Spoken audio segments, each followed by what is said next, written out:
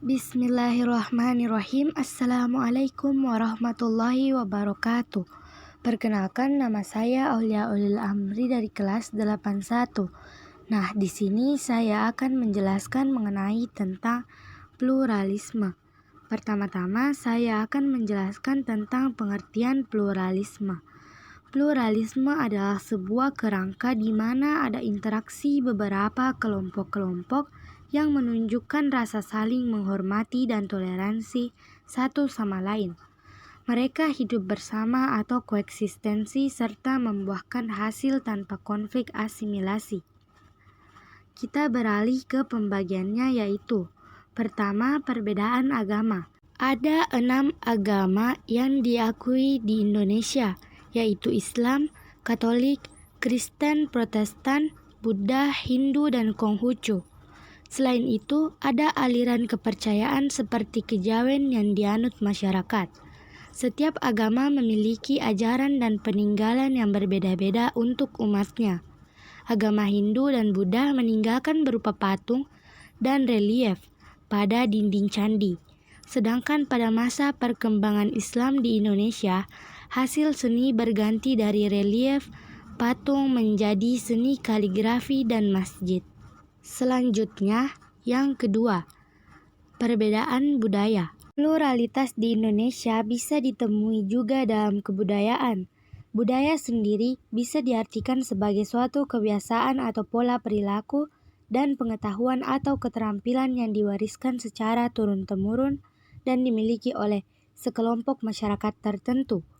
Melalui budaya itu sendiri akan menimbulkan kekhasan yang membedakan manusia dengan makhluk lainnya. Menurut sosiolog J.J. Hoynikman, terdapat 3 wujud budaya, yaitu gagasan, tindakan, dan karya. Selanjutnya, kita beralih pada nomor 3, yaitu perbedaan suku bangsa. Pluralitas juga ditemukan lewat banyaknya suku bangsa di Indonesia, yakni berjumlah lebih dari 300 kelompok. Populasi tertinggi sendiri adalah suku Jawa. Suku ini tidak hanya tinggal di Pulau Jawa, tetapi juga banyak yang melakukan transmigrasi ke pulau di Nusantara, serta bahkan tidak sedikit juga yang tersebar di luar negeri.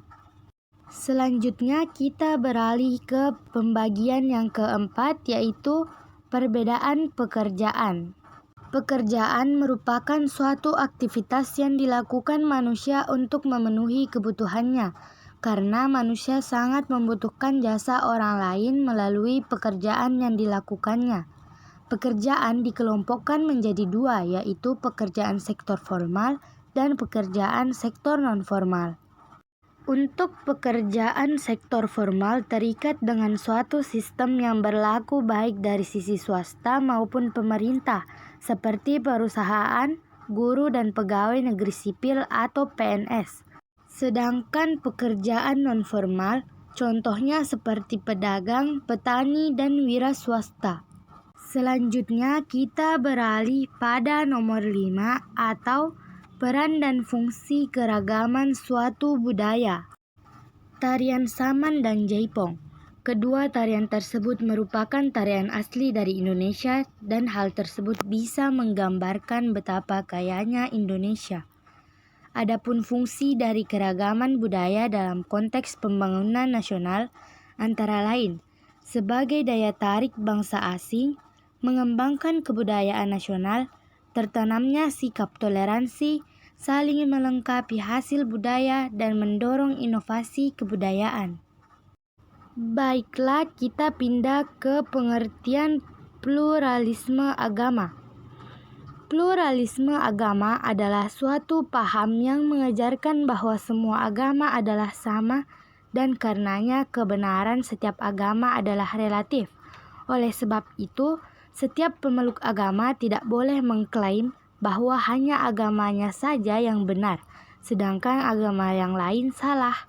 Ada beberapa pembagian dari pengertian pluralisme agama, yaitu yang pertama, pandangan dunia. Sebagai pandangan dunia yang menyatakan bahwa agama seseorang bukanlah sumber satu-satunya yang eksklusif bagi kebenaran.